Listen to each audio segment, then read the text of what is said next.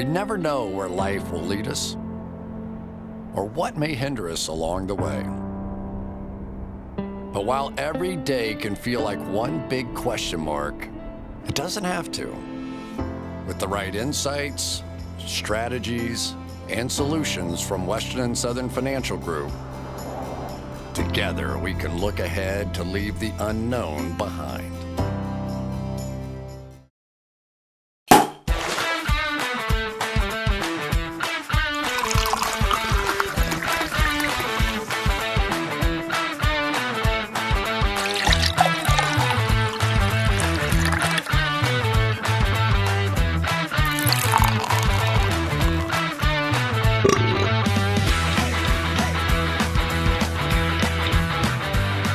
We're back, Mike. We're back in South Bend. Beautiful South Bend here in the backdrop here in the Cincinnati studios. Ready to rip it up. Starting with, you want to rank quarterback classes today. Or not quarterback classes. You want to rank quarterbacks from the past 3 draft classes. Yeah, so I was watching Justin Herbert light it up in that first half on Monday night and thinking, where would you take him again if you could reevaluate at this point? What were we, 4 games in on him at this point?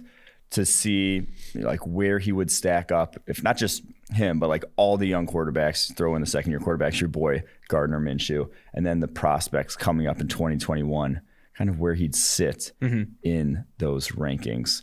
And mine might not be great. Yours might be a little more favorable. Let's see here. Yeah, well, starting with number 1, I think we both have Trevor Lawrence there, taking Trevor Lawrence over Kyler Murray, Joe Burrow, all the quarterbacks from obviously the past 3 years, and it's because what we've seen, how he's developed at Clemson, with the arm talent is there, the tools are there, the athleticism, and he's just consistently gotten better. Even this season, he's probably going to finish with the highest graded season of his career in what has been a very good career at Clemson, starting from his true freshman season. What would keep him from number 1 on this list? Because I don't think it's going to get there. I don't even want to say what would keep him from number 1 on this list, because I don't want to put that into existence. It would injury. The only thing that keep him from number 1 on this list. He is unquestionably best quarterback prospect, bar none. All the things that we've seen, kind of like a guy like Josh Allen, he was noted for his tools and what he could do physically if he puts it together, and we've kind of seen him put that together in year 3. Lawrence has all those tools, and he put it together as an 18-year-old freshman at Clemson, and he's still building on that throughout the course of his college career. So yeah, I feel pretty good about Trevor Lawrence at number 1 here. Trevor Lawrence is the best quarterback prospect since who? Someone I haven't seen since play college football. Really? Better than Andrew Luck? Better than all these guys? These consensus number 1 picks? I think he's definitely better than Andrew Luck. And Andrew Luck was a very good prospect, and he was also a little older coming out, a redshirt junior coming out. He'd actually if Lawrence comes back to college, that's what Andrew Luck did back in 2011. Yeah, it's true. He returned to school because he didn't want to play for the Panthers, I guess it was, who had the pick that year, or was it? I don't know. Yeah, that was the year before. I think it was. So I do think he's better than Andrew Luck as a prospect. He is a better arm than Andrew Luck and has had more sort of winning success at the college level. Right now, Trevor Lawrence ranks 3rd in percentage of throws that were uncatchable, inaccurate. Third fewest at 11.4%. Number 1 on that list is Mac Jones of Alabama, and number 2 on that list is a guy we'll bring up later in the podcast, Zach Wilson of BYU. And I think the accuracy is so important. It's because arm talent, everyone's going to flock to freaking Trevor Lawrence for the arm talent. But when you have his arm talent, but are consistently making accurate throws like he is in this 2020 season, that is that coupling that we rarely see, where you have this high end in your game. You can be a super athlete outside of the pocket. You can fire into tight windows with some sauce, but also being consistently accurate, making good decisions with the football. That combination is what is rare, and I think that's what Trevor Lawrence is at its core. Number 2, who's your guy on number 2? Number 2, I'm going to go with Joe Burrow, this year's number 1 pick. I think his accuracy gives him a very high floor. I think the leadership qualities, the winner qualities are off the charts with him, and I do believe of a lot of the positions in the NFL, quarterback, by far, your makeup makes the most difference. Now, do we know exactly which makeups translate to good quarterbacks? Not so much, but a guy as driven as he is, I believe, is going to Like that's a good makeup, I'll just say. I think that's one that wins at the NFL And we've level. seen that actually in the NFL. I mean, he's graded out really well for us because he's consistently accurate with the football. He had probably his worst game of his career against the Baltimore Ravens, but he was also pressured on north of 50% of his dropbacks. He's really been battered behind that Cincinnati Bengals offensive line. And now just talking about Trevor Lawrence's accuracy at that 11.4% number of uncatchable throws. Joe Burrow, we praised him for his accuracy in 2019. He finished at 13.7%. So Trevor Lawrence even outpacing a guy that we've called one of the more accurate quarterbacks coming out of the draft. I did not go with Joe Burrow. And I went with a guy that right now the box score stats are unfavorable. But I think he's in a system that's not like really taking advantage of what he can do. It's Kyler Murray. Kyler Murray's average depth of target is far too low for a guy who has legit arm talent. I understand Drew Brees not pushing the ball downfield. I understand some of these other, Phillip Rivers not pushing the ball downfield. But Kyler Murray should uncork it a bit more. I mean, they have really limited him, got the ball out quick, feeding it to playmakers, DeAndre Hopkins and company. But I think Kyler Murray should be better than where the box score is. I think if he was in an offense that was pushing the ball downfield, you would see more highlight reel plays like we're seeing with Justin Herbert and other young quarterbacks in the NFL, even Josh Allen. But I think right now I'd say Kyler Murray is the guy I'd take after Trevor Lawrence on these three draft classes. I can't hate on that. I do think, and this is, I don't even know if this is a hot take, but I do think Cliff Kingsbury is the most overrated head coach in the NFL. Like, he's not particularly creative, and I don't think there's a cohesiveness to his offense the way there is, say, like other guys who get this like offensive genius. Sean McVay, Brian Dable, Kyle Shanahan. Yeah, even like what we've seen from Matt LaFleur this year and how that offense pairs together is a lot more, like I said, cohesive and has an identity compared to what, I mean, he just leans back on wide receiver screens and a lot of RPOs in that like offense, and that's fine, but I don't see that as being, those are like complementary pieces to an offense and not necessarily an offense on its own, as we saw last year with Cleveland Browns. So I do think that if he were to be put in a more favorable system, like you flip him and Lamar Jackson's situation and how that offense is made, or like basically how that offense is run in Baltimore, I think you'd see a lot more success from Kyler Murray. So I can't hate on that, and I do think his rushing ability basically carried that offense so far. Yeah, I mean, I had him 3 on my list, obviously. So you had him 3. I have him right below Burrow. So I had Joe Burrow at 3. Even though that there's a ton of concern. Joe Burrow, struggling under pressure. He doesn't have the arm talent to be in the NFL. There's like people who are off of Joe Burrow and flocking to Justin Herbert because Joe Burrow hasn't had these highlight reel plays. And the concerns with Joe Burrow's deep ball right now, I think, are valid. He has really struggled pushing the ball downfield 20 plus yards. Part of that is he has rarely had the time to do so. I think the chemistry with his receiving core is a bit off. I don't think he's like, you rarely see them connecting downfield where I feel like they're on the same page. But there are legitimate concerns with Joe Burrow pushing the ball downfield while Justin Herbert is singing in that regard. Do you have Justin Herbert at 4, at 5? Where's Justin Herbert on your list? Number 4, I have Justin Fields, the Ohio State quarterback. Mm-hmm. And again, the high floor because of how talented he is as a runner. He ran, I think, a 4.5 coming out of high school. So you can expect him to run in that range when he comes out in the draft, and very accurate with football. Now, there are concerns about the ease of the job he had to do at Ohio State, and those are very valid. But I just think the talent-wise, he's pretty much off the charts. And I think he'll translate well to the NFL fairly quickly.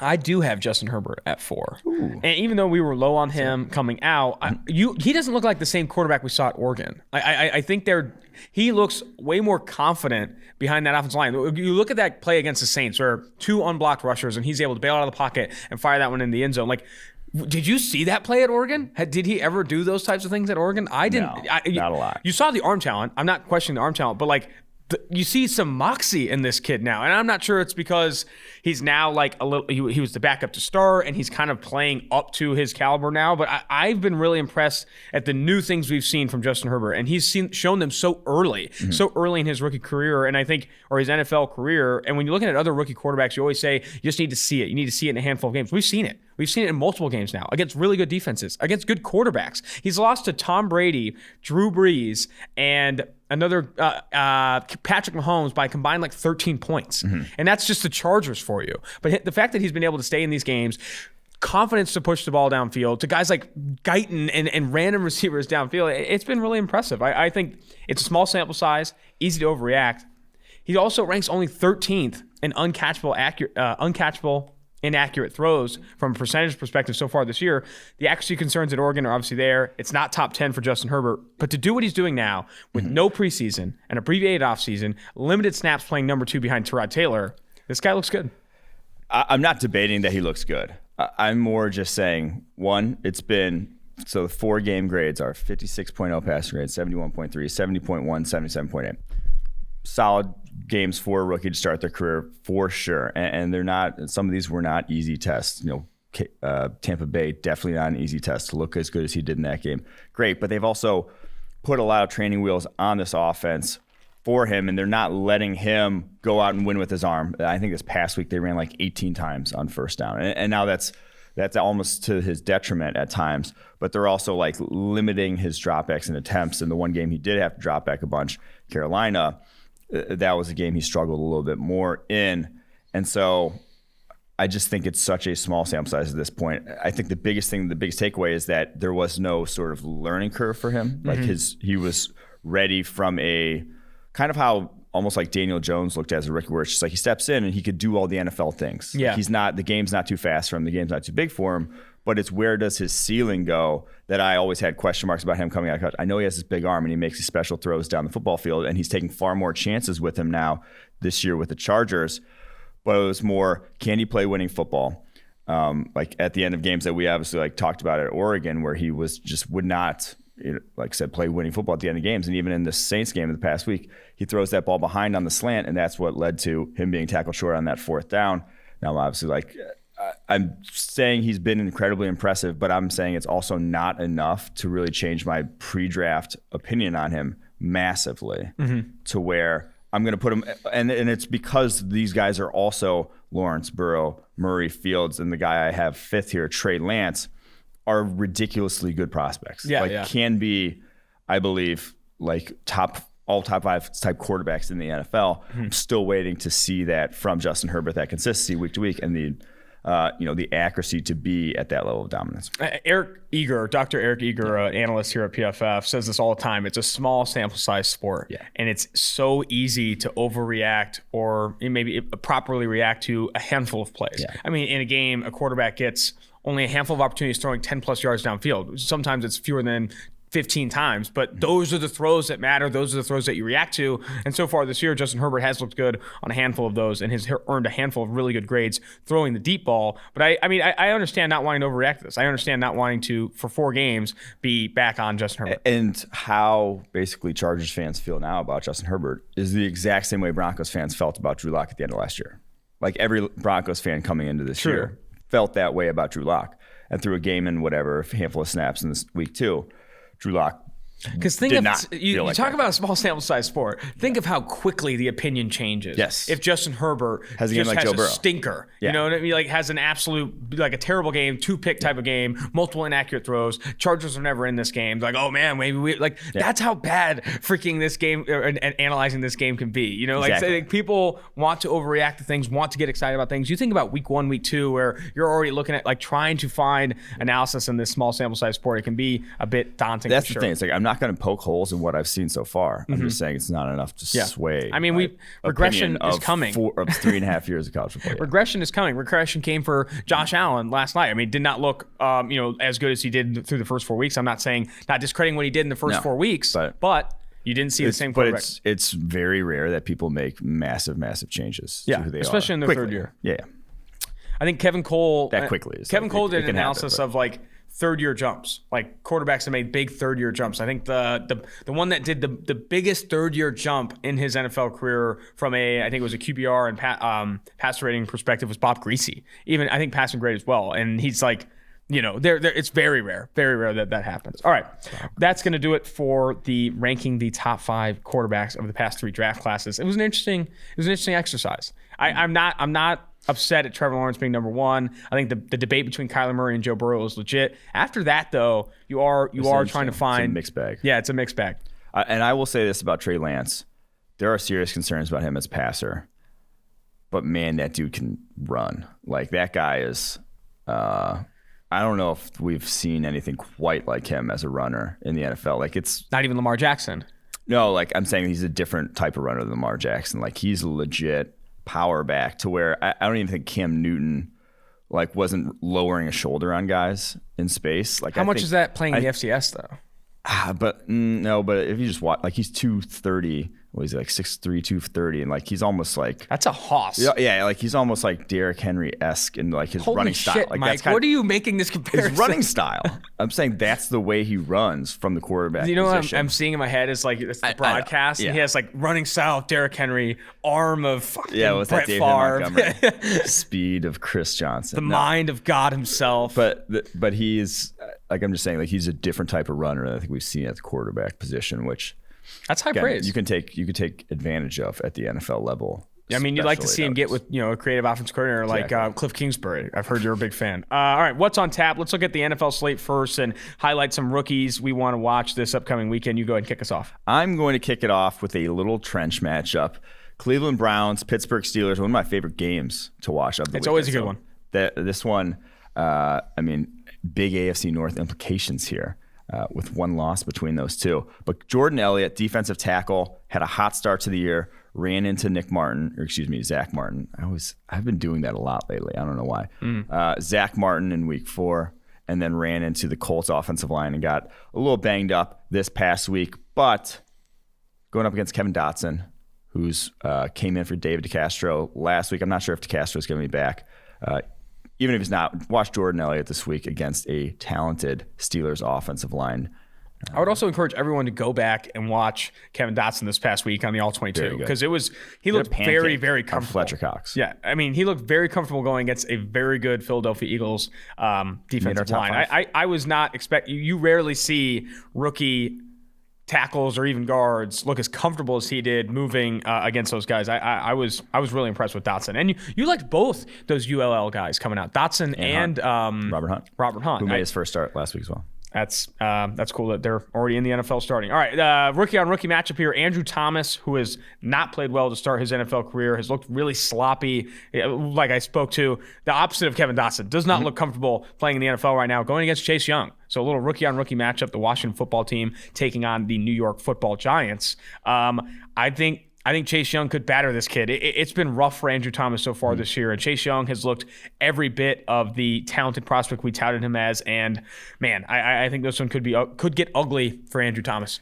I feel like Chase Young gets screwed by the fact that just like Washington's never going to have leads. Yeah, there's never going to be a time where he's just can pin his ears back and go because they're going to be down 14 in pretty much every game, unfortunately, except for this one. So maybe we get a chance. I mean, New York Giants are bad. I mean, they've been bad this year. But they're still favored over Washington. That's tough to watch. You know who likes Washington, the Dogs this week is Eric Eager. He's big on Washington not upsetting, but covering that number. Who's your next matchup? Yeah, because they both suck. I'll go with Jeffrey Okudah, much maligned, but he got a little bye week. Got a little mental break. Someone asked me on the mailbag last week who needs the bye the most, the rookie class. So any of the cornerbacks. These cornerbacks need to reassess what they just need to stop stressing out there, maybe get a little confidence back with the bye week. So Okudah going up against Laviska, who low key was actually running like most of his snaps outside this past week. Caught 7 balls for 82 yards. And broke 3 tackles. Should have been more. Your boy Gardner missed him on a crossing route where he was open. You watch. I watch. You watch every throw and every drop back that Gardner Minshew does immediately after the lights off. Exactly. But there's a chance Laviska is legit. And I think Laviska is legit. I don't think there's a chance. I think there's a legit. He is legit in how he's currently used and how he's going to be used in that offense. Like getting him the football quickly has been very good for them. He's broken tackles. He's gotten upfield. He is a threat. I would argue. Not a bigger threat, but a near equal threat to DJ Chark. And DJ Chark's good in contested catch situations, can win downfield. But Laviska Shenault puts pressure on defenses that other receivers just don't do. That is the one thing we have not seen from Laviska yet is just downfield. Any sort of. Well, we haven't seen that from Gardner either. So. I mean, he does have some nice touch passes downfield, but he's not a guy that's necessarily hammering it 20-plus yards downfield. Laviska gave, I think it was it Hargraves or was it Gaines? I think it was Hargraves. He gave him just the dirtiest whip route in that game. I don't know if you saw. Which one? Who gave who the dirtiest whip route? Oh, yeah. I mean, Hargraves didn't run a whip route. I'm sorry, I was lost. I thought you were talking about the DJ Moore whip route all of a sudden. That's the biggest whip route that's stuck in my head because he took that one. It was as good as that. But that whip route was filth. Yeah. All right, next matchup I'm looking at here is Jeff Gladney, Cameron Dantzler, the two rookie cornerbacks for the Minnesota Vikings, going against Julio Jones and Calvin Ridley. If Julio Jones is healthy to play this week, he has been battling, a hamstring injury or knee injury, whatever it may be. Cameron Dantzler looked absolutely lost in the sauce this past week, specifically at the catch point. It was not good. It was hard to watch. Jeff Gladney, I still see a lot of the same Jeff Gladney that we saw at TCU. Tough, plays the things in front of him really well. But when you test him deep, you could tell he has not been he's still adjusting to the speed of the NFL. He's also adjusting to the size of the NFL. He looks very small going against some of these bigger receivers. This is going to be a test for a battered Minnesota Vikings defense, secondary. It has been rough for them. I mean, outside of Harrison Smith and Anthony Harris, these cornerbacks have really struggled to stick with guys, and they're going against one of the better wide receiver duos in the NFL. Yeah, that one, it doesn't get any easier in the NFL. Like going from DK Metcalf and Tyler Lockett to Julio Jones, Calvin Ridley. Hey, good luck, fellas. Good luck, fellas. Bring your lunch pail. All right, my next one, Jordan Fuller, the safety. He's on the IR. Did I fuck this one up? I think you fucked that one up. I think Jordan Fuller just got put on the IR. Did he? Yeah, it's brutal. So I'm looking forward to watching him as well. Rehab, get healthy, get better. You know what I mean? Mentally, he had such a good game last week. He did. He had a good start to the season. He's graded really well for them. Injuries is always a bitch. It's tough to see. Well, I'll take over here. Trayvon Diggs, who probably wishes he's on the IR at this point, going against DeAndre Hopkins, who I think he will see some matchups. Since this past week, you saw him not go against the team's top receiver every time. They're not doing that to him anymore. But I still think he's going to see some reps against DeAndre Hopkins because he's a bigger cornerback going against a bigger receiver. You got to try and take advantage of that matchup when you can. When I said about Trayvon Diggs that he's been getting battered so far this season, Dallas Cowboys fans were relentless, after me, saying he's a rookie. What are you doing? He hasn't been that bad. Blah, blah, blah. I was like, what games are we watching? I like Trayvon Diggs. I liked him going into the year. I called him a first-round pick. I can still properly assess that he hasn't been good this year. Neither has most of the rookie cornerbacks. You've never crossed Cowboys fans before? I think this Cowboys is the first fans time are the Lakers fans of the NFL. They're actually all the same fans. In fact, the Cowboys fans are Lakers fans. But this is a good story. My buddy Nick Bloor plays the fullback for the Seahawks. Not even really fullback. He just plays special teams for the Seahawks. He was on the podcast, friend of the pod. He had the hit on CeeDee Lamb. I know, yeah. That tweaked his knee. Mm-hmm. Didn't even it was an open field tackle on a punt return. He was showing me the amount of DMs he got from Cowboys fans saying, you're trying to injure my boy CeeDee, and just calling him a bitch, calling him a clown, was absurd on an open field tackle. More or less than DMs than you get on a weekend. It was, there were hundreds of DMs from Cowboys fans just calling him every name in the book because he made an open field tackle on CeeDee Lamb that hit his knee. That's absurd. I didn't get that kind of pushback, but it was somewhat close. They were really upset that I was properly assessing that Trayvon Diggs hasn't played well. And even this past week, he hasn't played well. The problem is you watch him, don't just watch his targets, watch him covering routes. They have him playing a lot more off coverage than he played at Alabama. And when he is getting toasted by these quicker, more agile receivers. You watch him against Darius Slayton against the New York Giants, he's just breaking off way quicker than Trayvon Diggs is capable of. His quickness, his short area quickness just isn't there. It's not in the same league necessarily with some of these receivers he's going against. And you see that. Going against DeAndre Hopkins this week is going to be tough. I think he could get beat down a bit. I think he needs to be impressed. I said this on 2 pods ago. If he doesn't get his hands on you at the line of scrimmage, it's fucking cross your fingers and hope that he can stick with these guys, because outside of that, he's been really torched. He was a much better fit for what they did defensively last year in Marinelli's scheme and all that. I thought they've just been. It's kind of everyone that defense, it seems like right now is a much better fit. None of them are playing well. Yeah, no one in the secondary is playing well for Dallas right now, and that's another criticism that Dallas Cowboys fans hit me with. And that brings up kind of an interesting draft point. This is a massive segue at this point, but when you draft guys for scheme, and Atlanta's going to be in this boat right now, and then all of a sudden you switch schemes.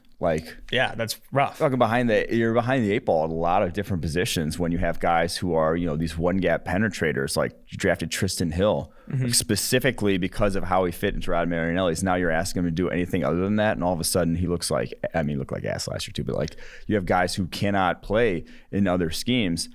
And someone asked me the other day, it's like, do you draft specifically for scheme or do you draft for talent? I really feel like you have to. In the secondary, you have to. You still have to draft for scheme, but like you have to be flexible enough as a defensive coordinator. Like being a defensive coordinator, like that's your job, is to be able to run more than just what I run sort of thing, is being able to put your guys in the best position. And offensive coordinators have had to do that same thing. Like when in the past it was, I need a quarterback that fits my system, that can be a drop back passer, that can move the ball downfield. Now it's like, we drafted Lamar Jackson, change everything. We drafted Josh Allen, change everything. Yeah. We need to adapt our offense to what our quarterback is good at. Yeah. And I think defenses need to do the damn same thing. I mean, the same damn thing. Playing Trayvon Diggs, damn same thing. Yep. Playing Trayvon Diggs in some of the positions he's been in, he's going into the slot. Like, you need to keep him outside. You need to keep him impressed, because you don't want him doing much of anything else. Because his best rep against Darius Slayton was press on the slant, and he had the pass breakup. Like, he needs to get physical with receivers if he's going to stay within reach. Let's do our Greenline picks here. You kick us off. That was a lot. All right. I'm going to go with the Bears, who are getting points going to Carolina to face the Panthers. That's a bad bet. You're betting against Teddy Two Gloves. Okay. The Bears are good. Like, legitimately one of the best defenses in the NFL. Khalil Mack is Khalil Mack. This one, getting points, I get why, like, they're on the road, but I don't believe in home field advantage this year. So I'm going to go with Chicago Bears. I hate that bet. Better quarterback by 3 at home. I'm taking Teddy. Nick Foles doesn't have 3 bad games in a row. Okay. I like the Panthers in that situation. My bet, and I haven't been good. I bet on the Falcons last week, and it was a disaster. Because you know who I bet against when I bet on the Falcons? Teddy Two Gloves on the road, making plays, making absolute plays. Anyway, this week, Greenline has, I think, a 1% edge or a little above that on the Browns at +3.5, going to Pittsburgh to play the Pittsburgh Steelers. I think it's going to be interesting because they are getting pressure with reckless abandon right now in Pittsburgh. TJ Watt, Cameron Hayward, everyone's getting pressure there. And Baker Mayfield has really struggled when he's under duress, seeing ghosts, bailing out of clean pockets, all that stuff. It could be a bad news bear situation for the Browns. However, I'm sticking Greenline, sticking with the math. I like Baker Mayfield on the road +3.5. Yeah, I just don't love that matchup for Cleveland, man. It's going to be tough. Steelers are a top 3 run defense right now, just based on, like, statistically, and you watch their defensive line. They've been really good on the back end too. They've been getting pressure on quarterbacks. You have to beat them through the air. Is what you're going to have to do. It has been really impressive what Stefanski has done, though, with Baker Mayfield. Baker Mayfield has not played well this year. I think he's graded outside the top 15 as a passer, but they're still getting the job done because he's creating open throws for him, getting him out on play action boots, and running the football effectively. That offensive line, Joel Bitonio, Wyatt Teller, all grading really well right now. Even Jedrick Wills is grading well from a rookie perspective. So good stuff from the Cleveland Browns. All right, before we jump to college, let's take a quick break where we're going to look at some college matchups to watch and then our Greenline picks on the NCAA. What's on tap, Mike? What are some prospect matchups or prospects you're watching this week? I'm going to caveat here, COVID willing, which might not be. It's looking pretty rough right now. But Kyle Pitts, the Florida tight end, going up against Jabril Cox in LSU. I have hope. What's his face? Dan Mullen said they want a packed stadium, so that's good for them. Dude, it's good for the pack spread. The swamp with 90,000 fans. I can't believe it. But that, for a prospect matchup, is going to be good whenever they do hopefully play. If they do play, I think that would be good. However, I also don't think Jabril Cox would be lined up on Kyle Pitts a ton. I think they're going to try and throw cornerbacks and safeties at this guy because they throw Jabril into the slot, and I'm not trusting what's his face to do the most former Nebraska head coach Bo Pelini.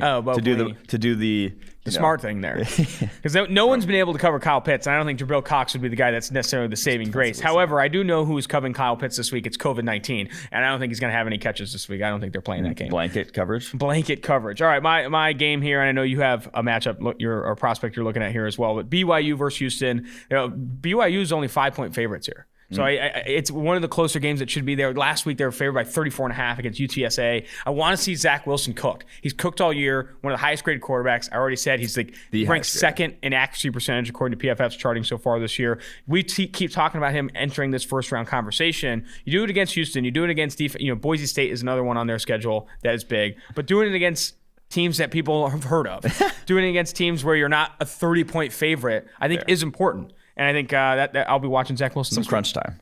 hopefully. Yeah, you want to see him. You want to see him losing a game. You want to see him close in a game to where it's not out of hand so early.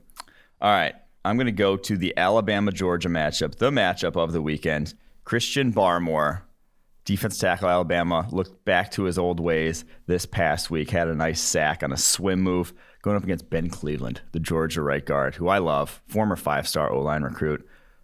Massively strong dude, made Bruce Feldman's Freaks List. We haven't talked about Bruce Feldman's Freaks List in a while, but he made it. I think Bruce said he's a possibility to break the bench record at the Combine, which... Oh, wow. It's a strong boy. You see it on his tape. Big fan of his game.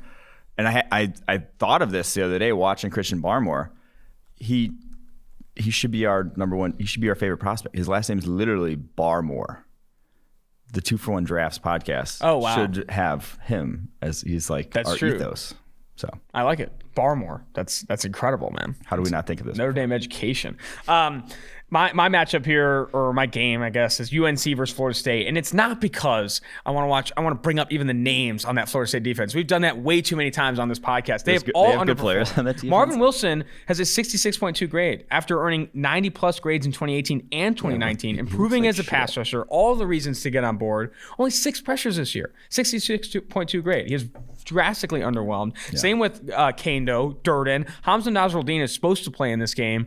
We should see that. But the reason I'm watching is the running back you mentioned on the Monday podcast, Michael Carter.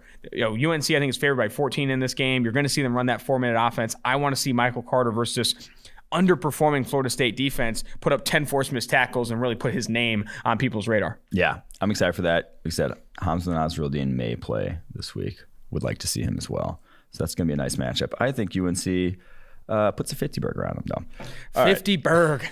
I'm going to go to, like I said, that BYU Houston. There's another draft matchup, and this is more of a one-on-oneer. You got Brady Christensen, the left tackle. We've talked about him before. I think he's the second highest graded tackle in the country this year, but again, they haven't really played anyone. He's going to actually play someone this week, hopefully. Peyton Turner, edge for Houston. JUCO transfer, 6'6", 270 pounds. This past week against Tulane, he put on a show. 2 sacks, 2 hits, 2 hurries. Not particularly explosive, but he's a strong, and he can bend the edge a little bit for a 6'6", 270 pounder. So that'll be probably Christensen's biggest test all year. Now Turner kind of splits sides, so you won't see it a bunch, but still biggest test all year. Last matchup here, I got Auburn versus South Carolina, and there's a ton of defensive backs in this game that I think should be on people's radar. Jamin Sherwood is a guy we talked about last week. I think he was 5th on Dane Brugler's top 5 underrated prospects that could sneak into the first round. You also have Mukuamu, who has not had a great start to the season, but he's still big, and people are still going to flock to this big-ass motherfucker who is playing defensive back for the for South Carolina Gamecocks. And also Roger McCreary, the defensive back for Auburn, who graded really well in 2019, has had his hands on the ball a ton, and so far this year is one of their highest graded defensive players. Fan of his game. Huh? I'm a fan of his game. Fan of his game. Roger McCreary is another name I'll be watching. Auburn versus South Carolina. Yeah, and J.C. Horn, the other South Carolina cornerback. Mm-hmm. That's a lot of talent in those 2 secondaries for sure. Yep. I think it's going to be a good one. Greenline bets of the week here on the NCAA side. I'm going to roll my hometown Bearcats. Only giving 3 points to Tulsa. I get Tulsa. Big win against UCF. Kept it close against Oklahoma State. Very good defensively. But I don't see how they score a lot of points against this UC defense. This UC defense is probably the best defense outside the Power 5 in the country. The secondary is lethal. Yeah. No secondary is allowing a lower pass rating in college football right now than UC. They got some guys that can rush the passer too as well up front. Myjai Sanders. Yes. Ahmad Gardner on the back end is playing really well for them. James Wiggins in the slot has looked good. So as much as Tulsa does have a lot of talent defensively, I don't see them being able to score enough to cover. Luke Fickell has really turned that program around. I mean, how about, so one of Urban Meyer's biggest secrets per se was that he had the best positional coaches always. Mm-hmm. Like he has so much talent he had as positional coaches. Which I don't necessarily think is hard to do when you're Ohio State. Luke Fickell. But like everywhere he went, yeah. Like some guys don't. Like I mean, some people do not have guys that develop the talent. That and what Luke Fickell did, and I think some people just like get recruiters and then like Florida State at all along the offensive side, like, and then don't actually develop. Yeah, them, you know? But stealing some of that secret sauce was Luke Fickell, who with him to Cincinnati brought Marcus Freeman, who was the linebackers coach, I think, at Ohio State, and is now the defensive coordinator. And he is a head coaching candidate in the NCAA right now, who has coached up that defense to a point where it is star-studded. You know, it has gotten really good. And Luke Fickell does a really good job on the recruiting scene. Talking to some of the Bearcats reporters around here, like, it was a legit culture change from day one. And I was actually at practices doing some random stuff with the Bearcats in his first year. And you could instantly see just how much he was changing that program. And one of the biggest things that everyone brought up was that Luke Fickell practiced special teams.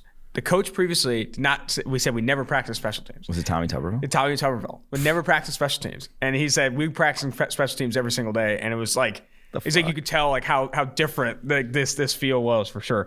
Where do you think he coaches next year? Because how long he going? Really, I don't know. He's kind of committed to UC right now, but I could see him jump to the Power 5. Everyone's committed. Yeah, so, everyone's committed till they're not. All right, my Greenline pick this week, and Greenline has a pretty decent edge here. It is Pittsburgh plus 10.5. I really like Pitt. Kenny Pickett looks good. Yeah, they have a real quarterback. Yeah, they have a real quarterback. Defensively, they have some stars on that defense. I think plus 10.5 is too much for Pitt here. I think I'm going to give them. I'm going to make them my Greenline pick this week. All right, go for it. Make them your pick then. All right, last segment here, and we didn't mention this at the top, but we have to chug a prospect. Unfortunately, Andre Sisco, Syracuse safety, tears his ACL. Guy we were really high on going into the season. He's played well for them in his new role for the Syracuse defense. Chug him down. And he's going to the draft, he yeah. said. So, we've talked about him a lot on this. We're no secret that we're big fans of his game. Poorly runs 4.3 at 6 foot, 207 pounds. Has made a ton of plays on the ball over the course of his career. He's only played 2 games this year, but in his career now, he has 25 combined picks and pass breakups, 13 interceptions, 12 picks or 12 pass breakups, and that's in just a little over 2 seasons. The dude makes plays on the football. He also misses a lot of tackles, 27 missed tackles on a little over 150 attempts in his career. That's not great. You see some very bad breaks on his tape and getting burnt on double moves and that sort of thing. He's going to be one of the I'd say opinions on him are going to be all over the map. Oh, absolutely. Come draft season. You know where the opinion's going to change is when he goes to the combine and lights it on fire. Oh, he tore his ACL, so he's not going to be. That's going to happen. That sucks for him because Yeah. no one really buys into the fact that he's fast. Like he's very fast, good straight line speed, a legitimate athlete. That's going to suck for him. Yeah. So unfortunate there, obviously, but yeah, Andre Sisco. Damn, that is really unfortunate. I don't know if he cracks the first round. He probably won't. I think it's going to be a day 2 prospect because he's going to. I'm surprised that he's not coming back after tearing his ACL. Man, that is brutal for Andre Sisco. What do you think his ideal position in the NFL is? Round. Deep safety? It's deep safety. Man, that is brutal for Andre Sisco. I hate to end it on a bad note, though. That sucks. That's it for the Wednesday podcast, though. It's been great. Definitely encourage you all to rate, review, and subscribe to the podcast. It keeps food on the table, keeps beers in the fridge for Mike Renner and myself. But that's going to do it. 2-for-1 drafts. Austin Gayle, Mike Renner. You want to get rid of me and get back to more great PFF YouTube content? All you have to do is push that button right there and subscribe. Thanks for watching.